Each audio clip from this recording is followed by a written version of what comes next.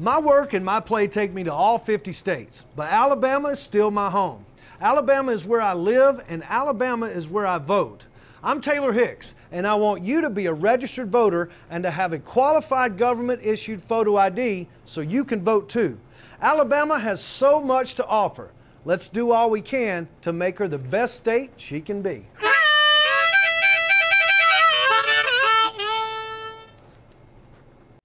Coming up next on The Voice of Alabama Politics, Judge Moore sues. Also, the V-Team takes a look at a gas tax. And the governor's race is heating up and getting much, much more competitive.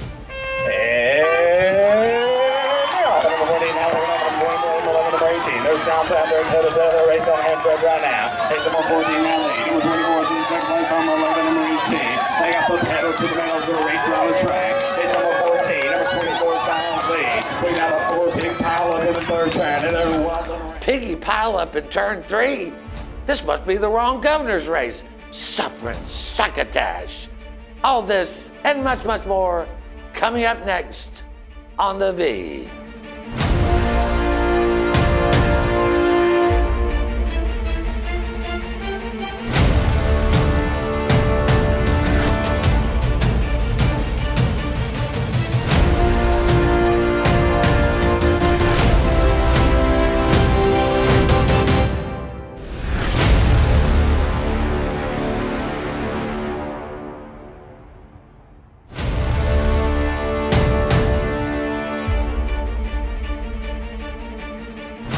Welcome to The Voice of Alabama Politics, where we tackle the tough issues so you have the hard facts.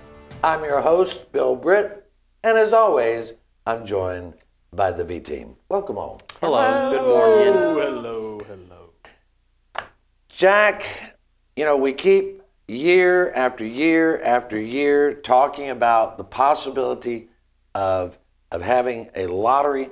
Recently, President Pro Tem Del Marsh came out and said that while he was not proposing a lottery, he wouldn't be surprised if one came forward. Speaker of the House, Mac McCutcheon, said that likewise he thought there was an opportunity for a lottery, but he's saying that he wants something that's a lot like a simple paper lottery. Okay. Do you think we can even get there? No, we can't even get there. Rest assured, these clowns will never let us vote. They're not going to do it. For whatever reason, all these other states around us are bringing in hundreds of millions of dollars every year. We're sitting on our hands going, we need to let the people have the right to vote, and they never give the people the right to vote. Well, and Susan K. Ivey has made the case that she's fine with allowing the people to vote. Of course, she fails to mention that she's not backing anything that gives them an opportunity to vote. Well, and true, she does, of course, putting her endorsement on it would be great, but it's a constitutional amendment coming out of the legislature, so she really doesn't have a vote in or say in this anyway.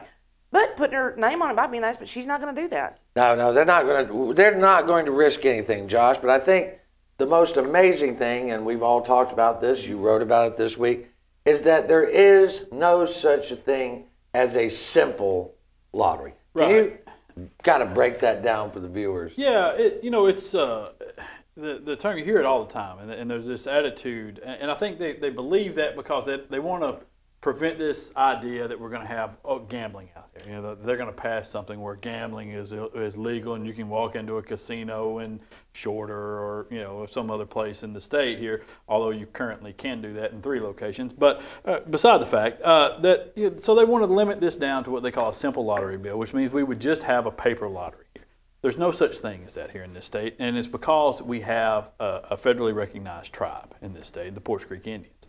And when you have a tribe like them, there are laws that go into effect that allow them to operate the same sort of gambling that is elsewhere in the state. So when you implement this lottery, that opens the door for them to also operate a lottery, which there are some tribes that do operate their own lotteries, and it also opens the door for them to operate video lottery terminals in some places. And it would most likely lead to the state being forced into a compact with the Poarch Creek Indians, or if the state refuses to negotiate a compact with them, the federal government just coming in and basically telling the Poarch Creek Indians, here's what you can operate in the state. Go forth and prosper as you have been already. You know, and the most ridiculous thing out of all of this here, in this refusal to allow people to vote, is we don't have closed borders in the state. You know, as much as I think most of the country would appreciate Alabama closing its borders, we don't. And so all of our people can go into Tennessee and Georgia and Florida and Mississippi and gamble away. And then they return here with all of the social ills that people talk about when they want to stop gambling. And yet we don't have any of the revenue coming in from any gambling sources to solve any of those problems or to address any of them. We don't have any of the counseling centers set up. We don't have any of those things that they have in all these other states. If you listen to some of the task force that was put in place by Robert Bentley and then killed by Kay Ivey, there was a lot of these states came in here and told us about their lotteries. And a portion of all of those lotteries went towards helping these people with gambling addictions and things like that, and to make sure that they address the problems that come from that are very real problems. We don't have that. And so that's where we are. We have the problem. Yeah, we have the problem. We just don't have the solutions to it. Well, I think, and I don't know if it's a lack of understanding or just disingenuous, Susan, but everyone that has any, even a rudimentary understanding of the lottery, knows that these paper lotteries do not generate money. It's the scratch-offs, it's the video lotteries, and really it's those terminals where the big money is, because that's the fun experience. The machine scratches off the lottery. It's no big deal, but it's more fun. And this, it's real simple, real simple. If you're, whether it's bingo machines or lottery machines, it doesn't matter. It's still gambling. So we've got the bingo machines in Atmore. We've got them in Shorter. Switch them out for lottery machines. Let people do their scratch-offs. Like Josh says, they're going to the other states and doing it anyway. Well, so and we don't have the money here. So the most profitable lottery outlets that sell tickets in other states, in Georgia and Tennessee and Florida, are the ones along the border with Alabama. Right. Those are the most profitable ones in every state. And you can look at it. I mean, in some of them, it's better than 30% higher than some of the other places. And so that tells you we're spending millions of dollars to send these other states' kids to school, to college, to further their education and help them build roads and bridges and things like that. And Josh, we can argue about this, where the money should go. It certainly, one of the arguments is we don't need to just be giving the money to other states or allowing the Poarch Creek to have it. Well, no, and it's not so much, I don't have a problem so much with the Poarch Creek, because God knows they've had their problems over the years, and nobody begrudges them making a nice living and coming up. I certainly root for them in that way. But at the same time, they shouldn't make all of the money and give nothing back to the state. Now, I know that they have their charitable giving and all that stuff, but what they give back pales in comparison to what we could earn taxing a lottery and taxing regular casinos here. We could be taxing them at a much higher rate and a much higher return. Jack, we only got about a minute left, and so we're going to have to carry this over to the next segment. But we're learning now, Trip Pittman told us at the end of the last fiscal year, or last session, that we would have a $350 million hole in the general fund budget. Now we're hearing that it could be a lot more. $500 million. $500 million. $500 million. That's real a lot money. of money. Yeah, no kidding. So, I mean, if it's really that, what is that? A lottery would probably bring in about $250 million. Yeah, I think that's half about the problem right there. That would be fill half the hole. Yeah, it would. I mean, these guys have refused to address roads, bridges, education. They're passing the Accountability Act that takes money out of classrooms and doing stupid things like that and just ignoring what's going on in Alabama. Prisons are falling apart. Yeah.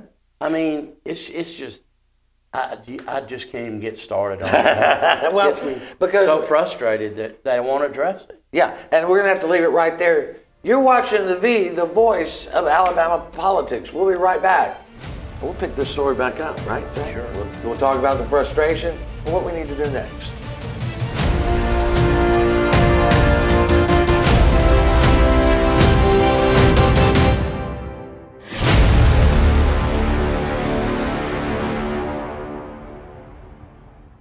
You'll never guess what 400,000 people in the U.S. were using when they crashed their cars last year.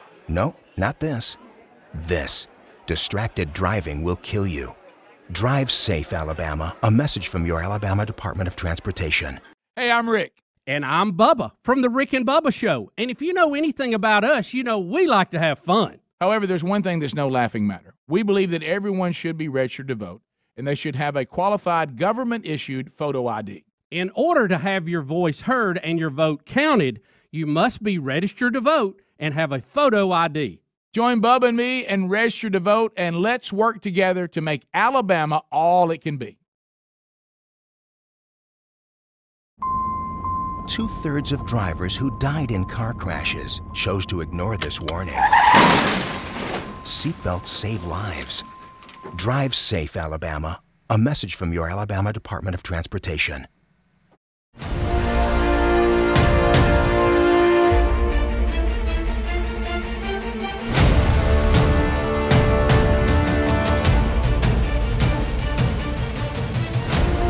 Welcome back to the V, the voice of Alabama politics.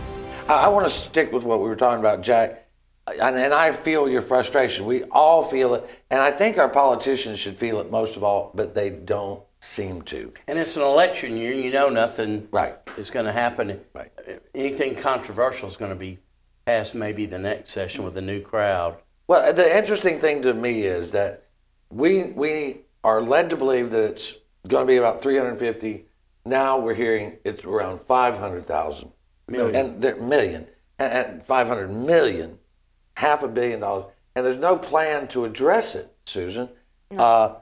We have the general fund budget. That's where this is, and that pays for prisons, roads, Medicaid, and anything that's non-education related. They don't have the money. We have hospitals closing. They don't want to expand Medicaid. So we've got this big budget deficit, and the leadership acts like, oh, everything's just Jim Dandy. Well, see, they've had it kind of easy, I have to say, putting on my accountant hat for the last, since 2010, because the stimulus money was available. Then we had Thanks, Obama. Thank you, Obama. Then we had the BP oil spill, and so we had that money. Well, all of that's gone. Not Obama. There's no where to, unless they're going to start going back into the trust funds and all that and start borrowing money, which is really going to make people angry. Yeah. They have no way to fill this hole. There is no Band-Aid. Yeah, and one of the things that they've talked about, Josh, is our infrastructure is crumbling. Mm-hmm. It is falling apart. Roads, bridges. We don't have broadband internet. Mm-hmm. All this, and they said, well, and we've heard Senator Mars talk about it. We've heard House Speaker McCutcheon talking about the real possibility of raising gas tax. Well, we learned this past week that there's a willingness to pass a gas tax to about 8 cents on the gallon. Mm-hmm. Which solves the problem, right? Not hardly. They need 36 cents, right? They need 36 cents a gallon, which I'm Latest sure people 36, will. 36, yeah. Look, fix the tax code here. Fix our tax structure the way we're doing it. That's the only solution to this. I mean, it is. We can keep beating around this bush if we want to and pass lotteries and gas taxes and try to make other people pay for it and hope an oil well blows up off the coast again or some other nonsense. But the only way we're going to get this is for the secretaries to stop paying more than their bosses do in taxes. That's the only thing that's going to fix it. Otherwise, we're going to keep going around this state and fixing up small areas so corporations will move in here and we fix up just the roadways that lead into and out of their businesses. That's what we're doing. Yeah, but Jack, there's no willingness to really do anything about taxes, is there? No, there's no long-term anything in Alabama. No. It's always been Band-Aid. Yes. For as long as I can remember. I'm sorry. And the dreaded word, proration. Yeah. You know. Oh, yeah. I think one of the funniest things we talked about at the break that we sort of mentioned these hospitals closing, and we're bringing in all these businesses, and there won't be any hospitals for them to. Yeah, no, there's not. Yeah, we're gonna have all the businesses around the borders of the state because they'll have to travel across state lines to go to a hospital. I mean, it's nonsense what we're doing here, and that's right. There has never been a long-term plan, and I don't want to pay more in taxes. I don't. No. I mean, it's nice to say, oh, it's the lowest tax state in the country. You know, that's great. You know, it means I take home more money. But at the same time, when you look around here, I am willing to pay more in taxes if it means we're going to have a better state with better infrastructure and things that are going to support stuff for the kids that are coming up. Absolutely. I mean, I don't know. I get a picture of a poor family and the father standing out there. I'm proud. My kids wear fewer clothes than anybody in America because we can't afford them, right? Yeah, I mean, it's nothing to be proud of. No, but I go to Georgia every week to bet on the lottery. And go to the hospital. Right. Yeah, you know, I mean, it's just... Maybe they could put the lotteries in the hospitals. Yeah, To give that you was an a step. idea of there's some electronic bingo facilities in Greene County. I know of a charity over there. You know, you have to have a charitable group associated with your casino. They buy police cars for the city of Utah.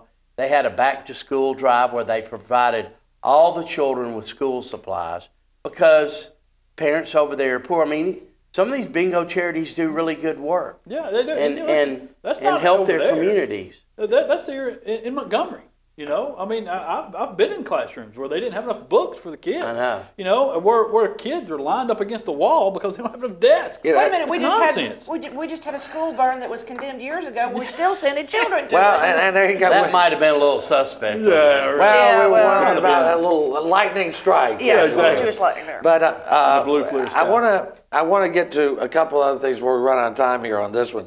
But I think one of the funniest things we've seen this whole year is people going on Sacha Baron Cohen's show and then moaning and groaning how they were duped. Well, Susan, you'd have to be an idiot. I mean, you look at Sacha Baron Cohen, and if you can't tell this is a dude in makeup, you're a moron, should be ridiculed. I mean, his face is this wide. It's got so much makeup and so much, stuff they've put on it that you can't figure. And he's asking you to do what? Yeah, right. And you're going to do it, and there's a camera in the room? Well, and he had Judge Moore on, and look, they supposedly Josh, an Israeli terrorism expert, invites him up. Yeah. They pay for him to fly to D.C. They pay for the hotel room. They pay for him to take a limo over to the studio, and then Sacha Baron Cohen pulls out this Israeli technology that identifies pedophiles, and it goes off when it hits Roy Moore. Roy's mad. He wants $95 million. Have any of y'all read these lawsuits that he's filed? Yeah. They are the most ridiculous things in the world. They had, I don't even think a person in law school wrote them. This is a person that just watched Law and Order one week, wrote these things up. They're so absurd, and they're built around one thing, and it's built around him being able to bilk more money out of the donors and stuff. Look, we're fighting the good fight against all these evil people. What would make Roy Moore believe that somebody that flew him to New York that wanted to talk about the U.S.-Israeli relations and terrorist threats? What would make him think they'd want to talk to him? A free trip. I mean, exactly.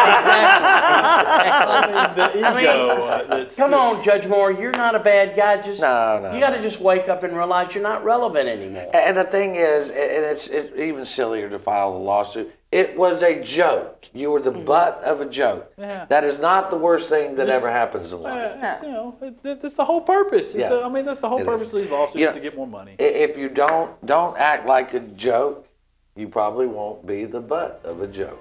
But we're going to have to leave it right there for now. You're watching the voice of Alabama politics. We'll be right back with more news and analysis.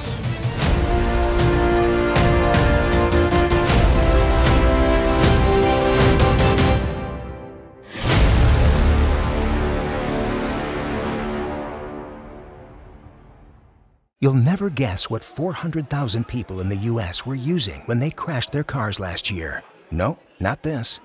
This. Distracted driving will kill you. Drive safe, Alabama. A message from your Alabama Department of Transportation. The Energy Institute of Alabama is the best source of energy industry information and how it affects households across the state. From convenient energy production to alternative fuels to solar power and beyond. Two-thirds of drivers who died in car crashes chose to ignore this warning. Seatbelts save lives. Drive safe, Alabama. A message from your Alabama Department of Transportation.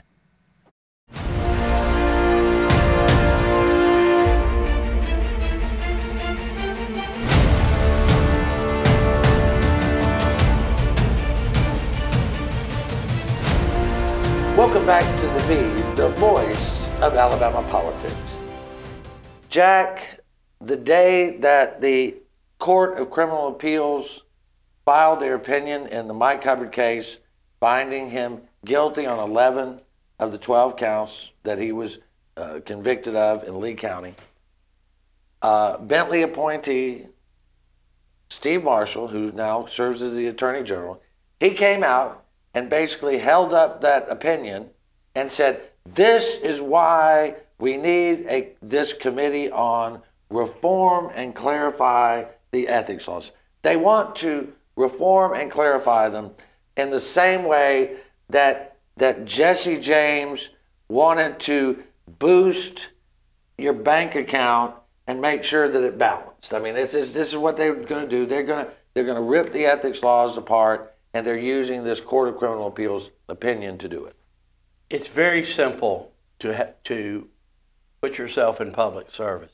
You run, you raise money legally, you win, you come to Montgomery, you do your job, you don't try to make money by being in office. If everybody would do that, we wouldn't have to have this big brouhaha about what the intent of the legislature was in 2010 or what the law really says, and we've got to clarify. No, if you just go and you serve, and you serve honorably, you pay your bills, and you don't try to make money from being in office, you're going to be fine. I don't think we can do that. I don't think people want to do that. But they don't want to. They can, and surprisingly, we never talk about them, and maybe we should more often. But there are lots of people who come down here and do that. Right. You know, they're, I mean, on both sides out, Republicans and Democrats. They're good guys who come down here and are perfectly fine with the ethics law. They The never have Brubakers any of the world, problem. and Dick Brubakers, David Standridges of the world. Never have a problem. They don't have to have them interpreted. Nope. Nobody ever has to call them and tell anybody that, you know, that, hey, this, you can't do that. You can't do this. You know, Mike Hubbard, with a communications degree from Auburn University, was working as a, how much was he getting paid? $5,000 a month or so? Yeah. From a That's pharmaceutical. just from one. Yeah. From a pharmaceutical company. Yeah. No, this isn't hard. This is not hard. That's what they're trying to get out of here. They're not too broad. They're not this grand thing that nobody can understand. They're so complicated that nobody can understand it. It's not. You know who understood it? The 12 jurors in Lee County understood it just fine. Exactly. Broke it down, you know, kicked out some things that they didn't think applied by the law, broke this whole thing down, and it stood up. And then the Court of Criminal Appeals are like, oh, it's just, no, you can't have it. It's nonsense. It's a game that they're playing. It's a game that they're playing because this is the only way some of these morons can make money. Yep. They're giving their fellow public officials a way out. They are. Exactly what Exactly. they are. Exactly. And The they're good backing guys it- should stand right. up. And they're backing it up saying, well, you know, if this is the case, if we have to live by this, only the rich and retired can do this. Well, you know what? The rich and retired are not as likely to be bought off as you bunch of bozos. Well, that's pretty true. Yeah. That's a different reason. But the thing is like Josh and Jack said, you can do it honestly and it not cost you an arm and a leg. Or just don't do it. Yeah, Right. that's another option. Yeah, you And didn't it's- trip. notice it's Somebody not- made you do it. It's not the freshmen getting in trouble. No. Guys that have been there for Yeah. a while and figured out ways to get around Yeah. things. Oh. And see their fellow Yeah, state the envy. representatives getting Yeah. rich. And setting a great example for the freshmen. Right. Well, I tell you, it's been interesting to watch because all the Court of Criminal Appeals did was do some political hat tricks to say, oh, look over here and you can weaken the law. Yeah. Look over here and you can vote on legislation while being paid $5,000 a month, and it's okay with us. Yeah. okay As long as it's not 50. I mean, you know how far around the park they had to walk to get to that definition Yeah, exactly. of an employee? Yeah, It's yeah. ridiculous. I mean, it was so absurd. They went out of their way to basically create law, is what they did. Yeah. That's what They they did. I mean, you normally would have to go to some other country to even see this type And they of... let that mental giant Sam Welch write the opinion. Oh, well, You know. Oh, Sammy boy. Yeah. Well, I tell you what, I hope that the Supreme Court takes this case, they will take the Court of Criminal Appeals to task for that stupid opinion. But I don't even know if they can do that. I don't think that they can. I don't think that they can take the one that they've overturned. Well, they can write whatever they want. What they want is they can look say, at Cornerstone, John. They can say, Just look at Cornerstone. I'm sorry, Stan Kraft. I forgot where I was. Hey, we only got about 2 minutes, and we wrote an article. Brandon wrote an article this week that showed where the Walt Maddox campaign had actually fundraised Kay Ivey's campaign in August. And they got all mad because they didn't like the way that Brandon had written the article. Of course, they just like math apparently. They feign madness over everything. I mean, it's the wimpiest bunch of political operatives I've ever. They call you up at the drop of the hat and just crybabies. I mean, Jesus, kill them. Yeah, you know what a good place? You know what she should do? She should come out for a debate, and we can talk about it all. Oh, you can't say that word. We could talk about it all. But Susan, he outraised her. And which, doesn't mean a lot because she's raised a lot of money, but it means how he did it, how he outraised it. The number that I'm really looking at is not how much, but how many people. Yeah. All right, he has 1,992 total contributors since June 5th. She has 403. I mean, to me, that's an impressive number. Jack, you ran a lot of campaigns. Does that conflate to energy, or what, or is it just the way it is? They're probably being a little complacent. They think they've got this in the bag, and they're not aggressively fundraising, or they have a weak fundraising team. I don't know what it is. He raised a boatload in the primary and spent it. I mean, you couldn't look on TV without a "Hey Sugar" ad on there, but. Well, political consultants make a whole lot of money off placing those ads, Walt Maddox has a huge uphill climb. We all know that. Of course he does. But it says a lot that he has almost 2,000 contributors and she has less than 500. Yeah.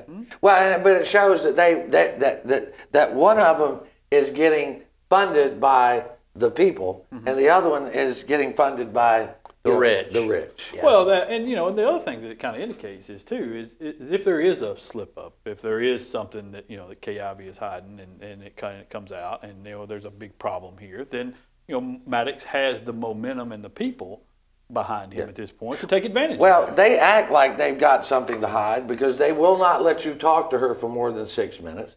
They will not let her appear anywhere for more than 6 minutes, and they keep a lid around her all the time. And she's hermetically sealed. Right. And from my understanding, there's been no new pictures or video of her in at least 7 to the last 10 days. Well, we're going to have to leave it right there. Where is Kay Ivey?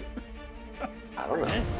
Anyway, you've been watching The V, the voice of Alabama politics. You watch us because we watch them.